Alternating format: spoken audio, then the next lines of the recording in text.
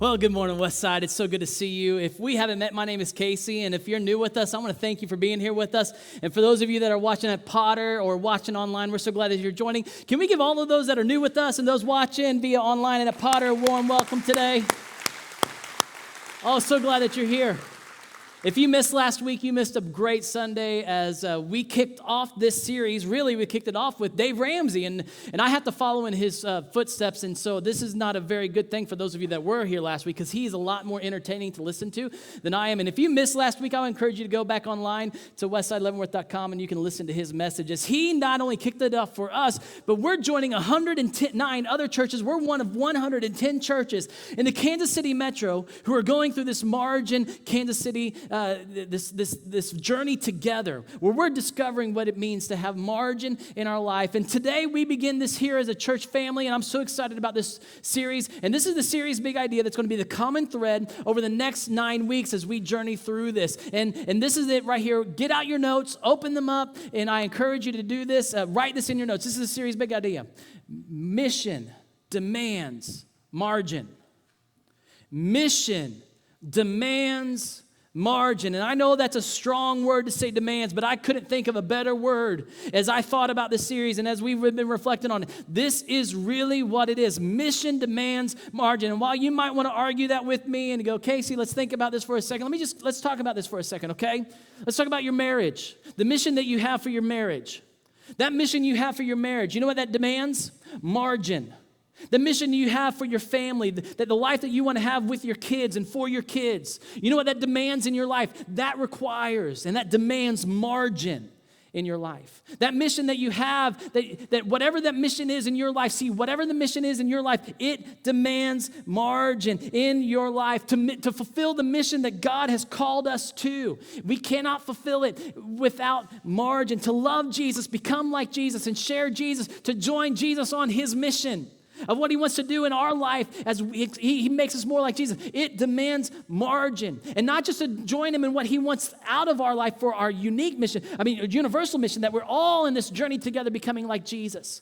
But to fulfill the unique mission that he's called each and every one of us to join him in this calling to what the Great Commission is, to go and make disciples of all nations. That requires margin.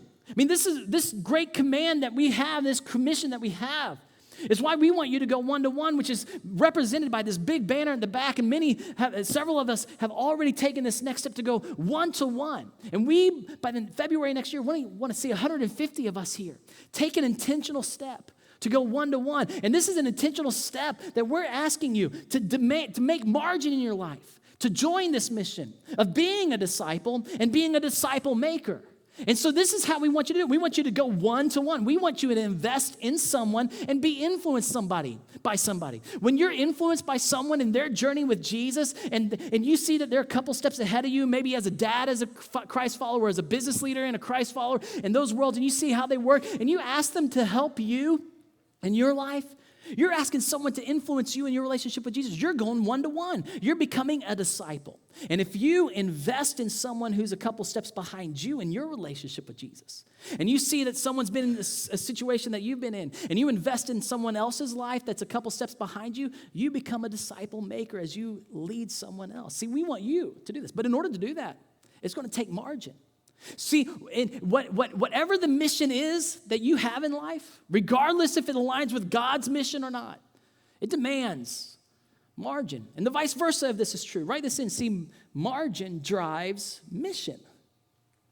If you have no margin in your life, you're not going to accomplish the mission to which God has called you. If you don't have margin in your life, You won't be able to fulfill this, live a satisfied life for the mission that you want in life. See, mission is driven by the margin. See, margin in our life leads us to those opportunities to fulfill the mission God has for us and the God that wants for us in our relationship with Him and in our relationship with others. And margin's going to drive your mission to have a healthy marriage. Margin's going to drive your mission to have a strong family, which is what Westside Family Church is all about. It's one of our core values, is we want to build strong families. But you're not going to be able to build a strong family without margin in your life. If you want to have a strong family, it's driven by margin. Margin drives our mission to grow in our relationship with God as we love Jesus, become like Jesus, and share Jesus. And margin drives not just only our mission for our relationship with God, because our relationship with God demands. It's in our network. It's in our DNA. It's the way He created us, that we need relationships with others. And see, margin in your life is going to drive your relationship with God as you build those relationships with the people where you live and with whom you work, with whom you play. So what does it look like when we're not healthy? And we don't, what does it look like to not have that healthy life? I want to show you a picture that is really a difficult picture to look at. I mean, what do you really feel? I mean, look at this and stare at this. I really want you to engage up there on the screen. Look at this. What do you feel as you look at this? You know, I think that this image is a picture of what many of our lives look like. It's a little overwhelming, isn't it? I mean, it does contain a story, just like your life contains a story. It's made up of words, like your life is made up of situations and different paragraphs and seasons of your life that all make up your story. This is making up of a story. But doesn't this kind of hurt to look at? I mean, this is what I kind of feel like when I look at my schedule. It's like, it's overwhelming. It's painful to look at. It's like, what's the meaning behind all of this? It's a little hard to work at. I mean, it's painful, isn't it? Does it make sense to you? Is this really what, do you understand what this is? And is it stressful to look at? Is it hard to make sense of that? It's absolutely no fun to look at least for me. It's no fun to look at. And see, this is not a healthy way to live, but I think this is a picture of the way most of our lives look. Now I want you to see this picture of what I think our lives were designed to look like. You might not be able to read the actual words on this page, but isn't that a little easier to look at? I mean, doesn't that look a lot better? I mean, you like this, and all you teachers out there that teach English and you're in this, I mean, this looks good to you. I mean, everything has space. I mean, there's double space there. And you can kind of breathe when you look at this picture. Make sense of that. It's easier to look at. I mean, if you were to read that story, you could understand the story. It's manageable, and it would be rewarding to go through that. See, the difference between the two is not the story. Actually, the same story is contained in both. By the way, it's Aesop's fable of the tortoise and the hare. See, the difference between the two is margin. It's not the content. It's not what we filled the page with. It was a space around and the space between. See, it's a simple concept. It's a powerful concept. But it's a concept that we forget in life. See, the difference between the two is margin. And the difference between your overwhelming, your unmanageable, your stressful life and the life that God wants for you, which is enjoyable, which is rewarding and life-giving, is margin. That's the difference between yours. And maybe your life looks more like the first picture. And maybe if that's you, and see, maybe the margin will make the difference for your life to be the enjoyable, sustainable, fulfilling life that God has called every one of us into, because He said, I have come that you can have life, not stress. I have come that you can have life overflowing and not, I can't find life. I'm getting life sucked out of me with the schedule I'm keeping. See, He came for that life. See, our big problem that's driven by our culture, and I believe it's so driven by our culture, and it's really driven by our internal desires. I want to show you that here in a little bit. See, our lives, and write this in. See, your life, our lives are so crowded that we are lonely and overextended. And that is not good. That is not good. See, if your life looks more like that first picture, it's like you're overextending, you're going to the edge, you're pushing the limits. It's like you live that motto, no days off, and you push that motto with your family, no days off. We're going to push, we're going to succeed, and we're going to stretch it. We're going to be bold, we're going to be all about it, and you're going to just push and push and push, and you just push everything to the limits. You don't have false boundaries. You don't know where the boundaries are in your life. You have no margin. And then yet you wonder why in all of this. Why do you feel so disconnected? Why do you feel so alone? Why do you feel like this is all around? See, this is not good for you. This is not good. Yet, see, we are so lonely, yet, and it's not good for us. It's not good for our mission that God's called us to, or the mission that we even want to be a part of and want to fulfill in our own life. So this is what I want you to do to help you understand this a little more. I want you to get that piece of paper that you have, and in your notes, and in the middle there is a blank space, and this is what I want you to do. I want you to draw a quick, good self-portrait of you. So this is my self-portrait. Don't judge me. The only thing I can draw, and I didn't tell the service earlier, is this. I can draw a Jayhawk head. It's because most of my school, I spent time drawing a Jayhawk head, and I can do that. I'm not going to do that now. This is as good as I get. This is you in life. And I want you to go ahead, everybody got your stick figure in the middle because we got to do this together.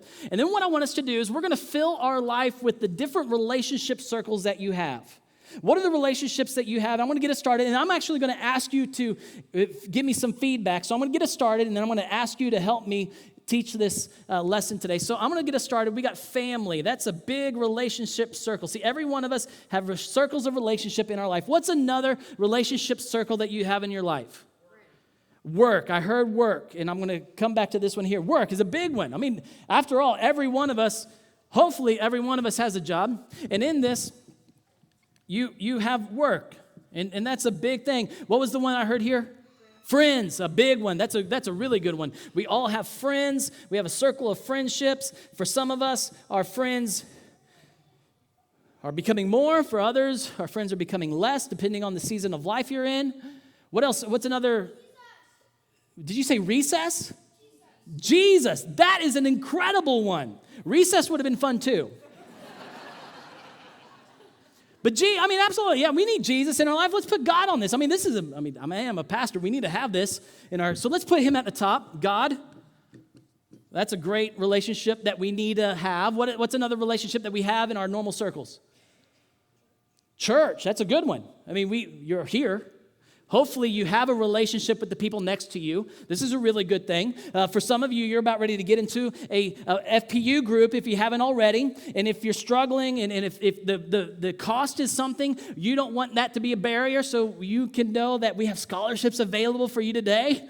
And you can just talk with one of us. We want to make sure you're in one of those circles. So you got this church relationship that we have right here. This is a very good one. What else? What's another circle of relationships that we have?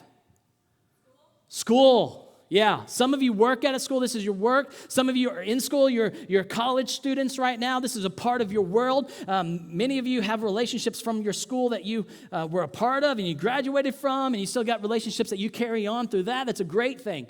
What's another one? What'd you say? Sorry, two at once. Sorry. In the back.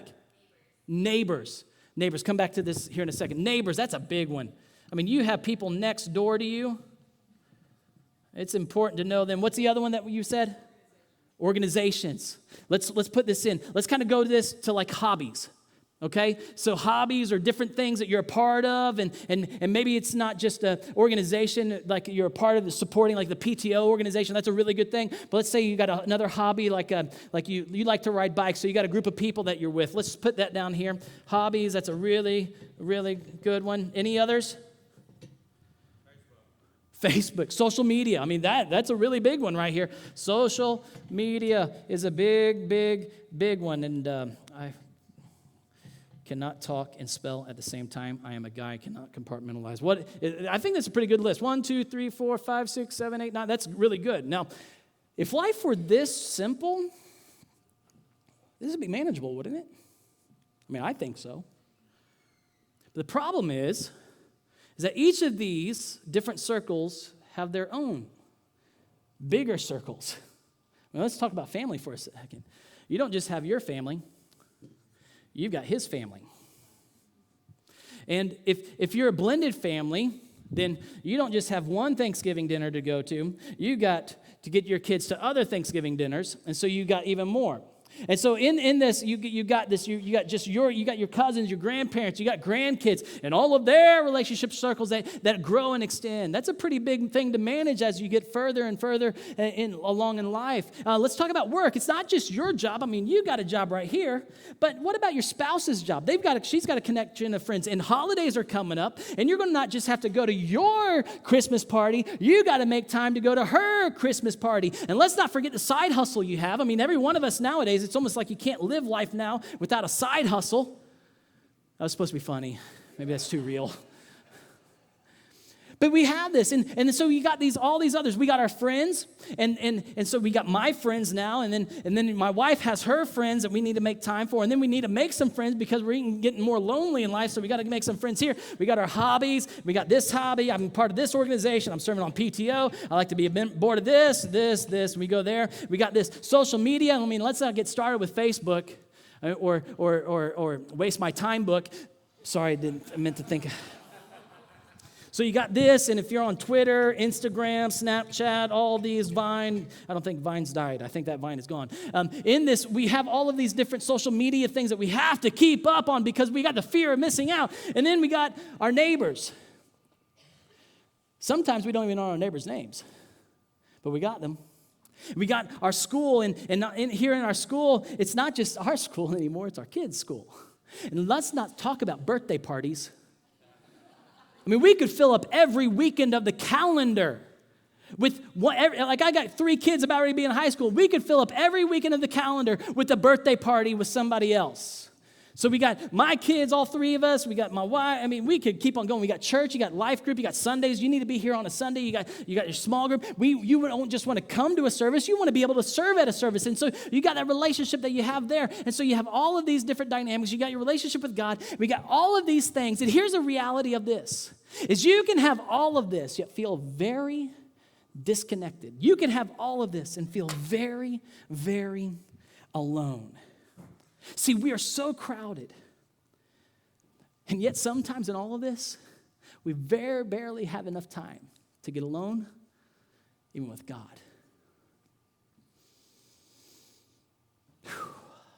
It's hard to breathe when you think about this.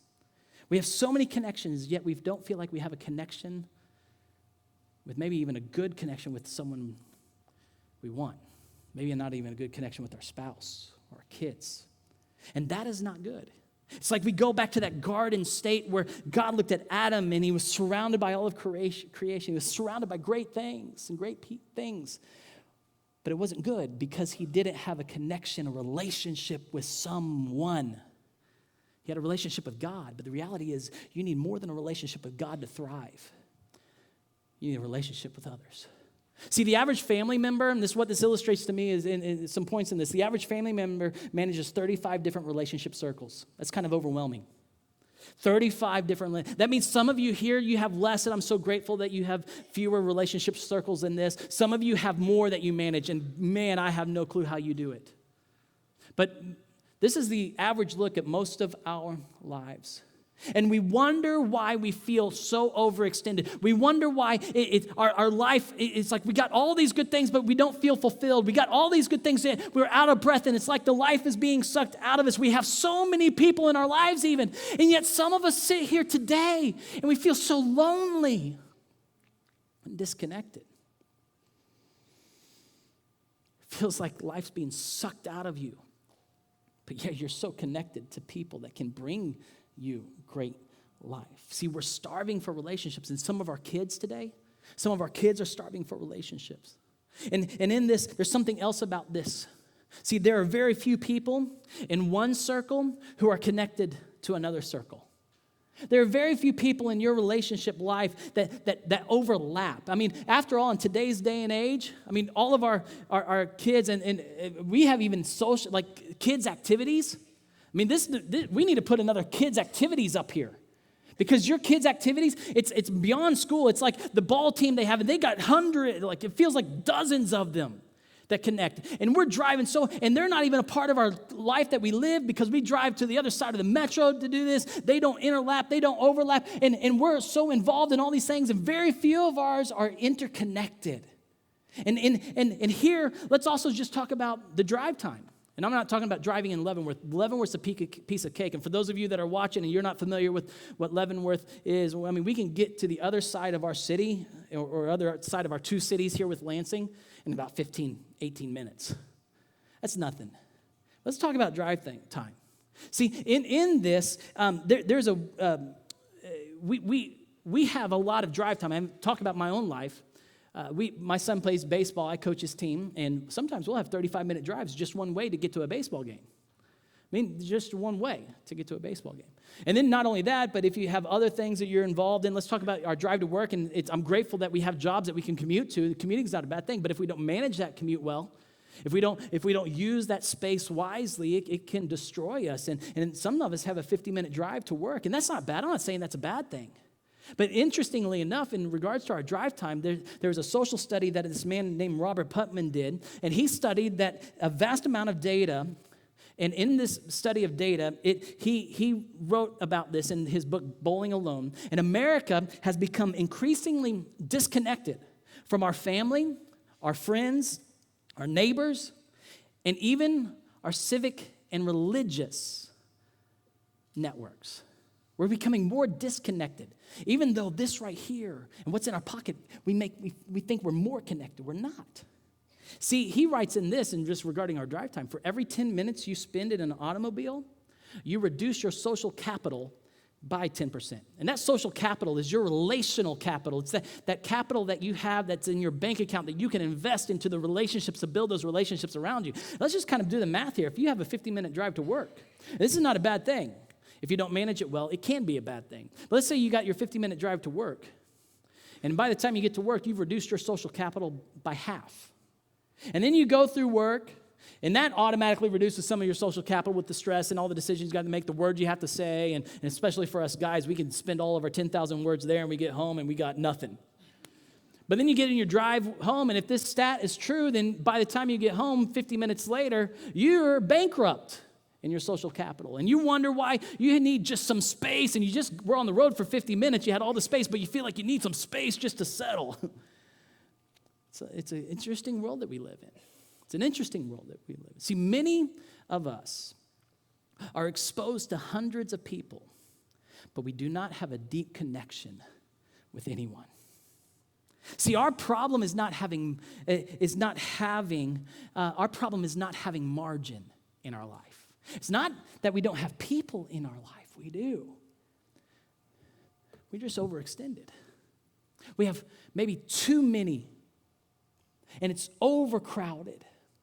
And because it's overcrowded, and we haven't managed that well, we don't have the opportunity to go deep with anyone. See, we need relationships. You were designed for relationships. We desperately need margin in our life, and the reason you need margin in your life is because you were built and you're crafted by God in his design to have relationships. And God built you and I with this need, and you cannot have a healthy relationship with God without having healthy relationships with others. And you can think that you can come here and you can disconnect and you can just, hey, God, this is my time with you. But if you don't have a healthy relationship with other people who are Christ followers, you're not going to have a healthy relationship with God. Maybe this is why so many of us, we feel like we're doing the disciplines of all these solo disciplines, but we're still starving and we're still dry spiritually. It's because God didn't design you just to have a relationship with him. God didn't design Adam just to have a relationship with him.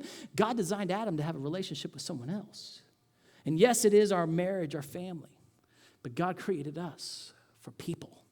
And if you have no margin to build that relationship, and all those activities are centered around you, then you are going to be overcrowded in your life. And this is why I believe that Paul wrote this to this church in Ephesus. And he writes this, he says, be very careful. And I want you to circle that word careful. It's very important. He goes, be very careful in how you live, not as unwise, but as wise. And then he says these 6 words, and I want you to highlight, underline, circle these 6 words. Making the most of every opportunity. And he goes, why? Because the days are evil. Therefore, he says, do not be foolish, but, and I want you to circle this word, understand what the Lord's will is. Paul says, be very careful how you live. And in one translation, it says, therefore walk circumspectly. It's like be aware of the circumstances around you. Another translation is watch how you live. Watch how you live. This is about watching your life and how you live your life. It's about being cautious in life. And in this, I mean, those of you, this is the best way that I can explain this, and it's a metaphor I heard many years ago that just helped me understand this, the way that I think Paul was really wanting this to be, is how many of you have a big dog? God bless you. I used to have a big dog, and I know what this is like. So you don't have a big dog and don't walk cautiously in your backyard, do you? No. I mean, if you got a dog in your backyard, you know that when you go in the backyard, you need to be very careful. And if you don't get that, you can ask your neighbor later. See, we need to be very cautious. This is how we need to live our life. We need to live our life with this awareness. Walk circumspectly. Be aware of your circumstance. Be always aware of what you're doing. And he goes, how do you do this? He goes, and we're not, why do you do this? He goes, how? He goes, why do we need to be careful? He goes, because the days are evil. Because there's something out there that's wanting to suck that life out of you. There's something out there there's evil all around you trying to tempt you away. So what do we do now? He ends it. He goes, but understand what the Lord's will is. And this word understand, many of us don't understand. So I'm going to help you understand what you think you understand, but you really don't understand, because Paul wants you to understand something differently. This is what he says. Understand what the Lord's will is. And it's not an intellectual assent to knowledge, because that's what we think understand is. This is something different. He's like, grab it and make it yours. You might not understand this intellectually, but you need to understand it. You might not be able to intellectually grab a hold of why he's saying this, but you need to stand under this. See, a lot of times in our life, we want to make sense of it all before we stand under it. And Paul's like, no, you don't just, you got to understand. And in this, he goes like, get it. And he goes, not here, here. Grab a hold of it. Make this yours. Submit to this. Make this the life that you live. Make his will your will. You don't understand it. And all of us are praying, God, we want to know your perfect will for us. And he's like, I have told you. Would you grab it? Don't try to put all the dots together. You live this mission out. You live this out the way that I want you to live. I've given it to you. You understand it. You stand under it, and then you'll understand it later. You stand under it and you'll understand it later. And one day you might not understand it, but this is what faith is. We walk not by sight, but we walk by standing under God's will and not pursuing our will. Understand what the Lord's will is. You know the problem is in most of our lives? Is until we know it here, we're not going to put it to action in our life. Until we connect the dots, we're not going to stand under it. We fill our life up with all of our will.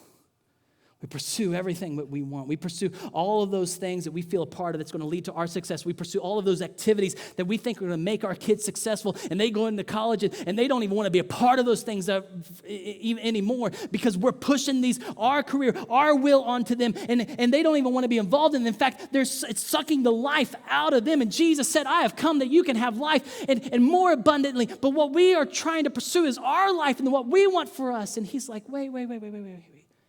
Will you stand under what I want for you? See, pursuing our will, pursuing your will, leads to being overextended. But following God's will, submitting to his will, pursuing his will for your life, standing under his will for your life, leads to rest and fulfillment. So how do we do this? Well, Paul says to make the most of our time.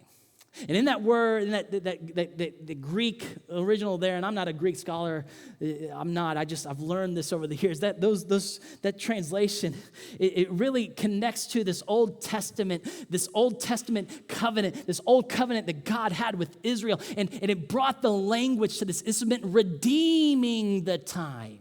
And he says redeeming, making the most of your time. Redeem your time. And this word redeem, in our culture, We equate this with a coupon.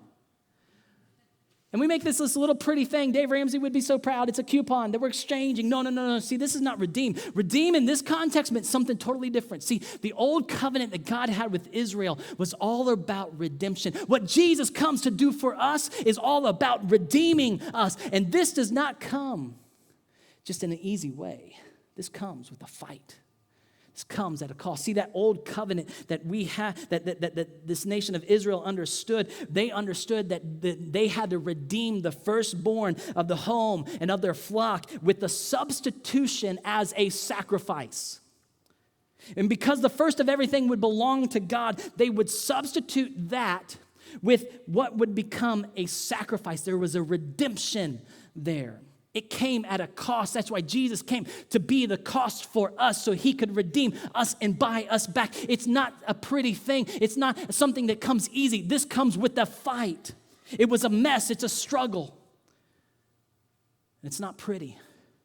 See, we need, Paul says, to redeem our time. Our time is not ours. God gives you time. You are stewards of this. And you need to be aware that the days are evil. It's trying to distract you from what God's mission is for you, distract you from the life that God wants for you and your family and your marriage and what God has best for you. And you need to fight back. See, to redeem my time means I need to declare war on what distracts me from God's mission. That we need to declare war on what distracts us from God's mission. We need to get up every morning, and you need to wake up every morning, and maybe you need to just get on yourself, and in that shower or what you're doing, you say, today, I declare war. I declare war on what's going to distract me today. And I'm not going to let the busyness of life. I love what Corrie ten Boom wrote about. She said, if the devil can't make you bad, he'll make you busy. Think about that. See, the devil can't take away your salvation. He can take away the joy of your salvation. He can take the effectiveness that God wants to use you for. And are you going to give in to it? No, we're going to declare war for our marriage. We're going to declare war for our kids. We're going to declare war for the mission to which God has called us. And we're going to fight back. And this is the teaching big idea that I want to leave you with. See, we're going to declare war by taking back our time to take back our life. We're going to declare war to take back our time. And we're going to take that back. And we're going to take back the life that Jesus came when he said, I have come that you can have life. And there are many of us that are so burdened and we're overwhelmed, and he's saying, come to me. All you who are weary and heavy laden, all you who are overextended, don't exchange the whole world and lose your soul. Come to me. Declare war. That's why he would right after that say, take up your cross, because it's a fight. I declare war on what wants to take my life, and I'm going to declare war on what wants to take my marriage and my family and the mission of God and distract me from that. So how do we do that? 3 simple things I want to leave you with. First of all is this: consolidate. Consolidate the relationships where you live. It's a simple thing. It seems complex, but it really isn't. Think about where you live, the place that God put your address on. Your address, mine is 1312. What's your home? See, that's the place where God has put you. And what if you looked at that radius around where you live and say, I'm going to consolidate, and I'm going to focus my life on my area. And this means your family. This means your neighbors. See, God put you in a neighborhood, and with neighbors that they don't just go into a garage and they stay there and maybe they come out and you're not supposed to just kind of let them be. No, see, God put you there because he wants to redeem them. And God put you there on a mission. But if you're too busy and distracted in life and you don't think about where you live, see, you need to know their names, know what they like to eat. Take them a meal. Build that. Look about the people. Consolidate. Think about all those people where you live and where do they interact. Maybe there's some people that are on your ball team that live close to you. Consolidate this. Maybe it's being in a life group that's within the relationship of this or the radius of where you live. Consolidate those. Secondly, eliminate. So we consolidate. Second thing is we eliminate. We eliminate the activities that do not have long-term meaning. All those activities that your kids do that have no value. And don't talk yourself into thinking they have value. Because it's a marketing plan for most of these things, to get your money and to get your time to drive their mission.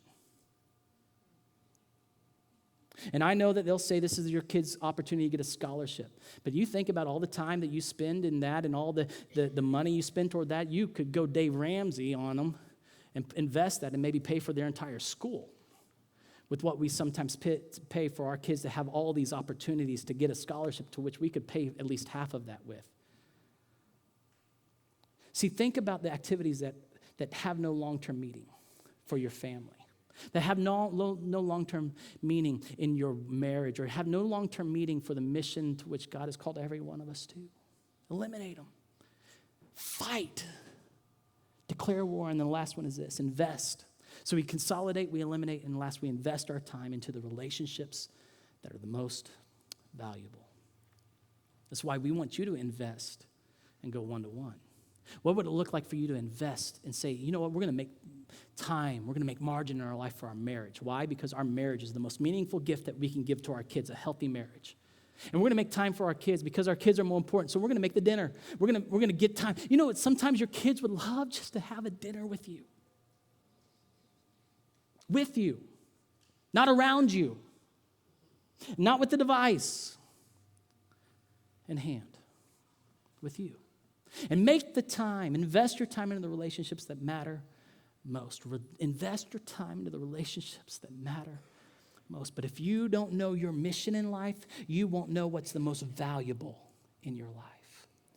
And when you realize that your time is God's gift to you, that you're to manage and you're to fight for that territory, and you're to fight, you're going to realize that I declare war, that I need to declare war on what's going to distract me from the things that God doesn't want in our life, that we're going to protect our marriage, we're going to protect our family, we're going to protect our future, and we're going to protect and we're going to join Jesus on what he wants us to do and not pursue everything that we want to do and fulfill our life with. Because when I live this way and I live my life with me at the center, oh my goodness, I get to the end of my life and I feel so unfulfilled.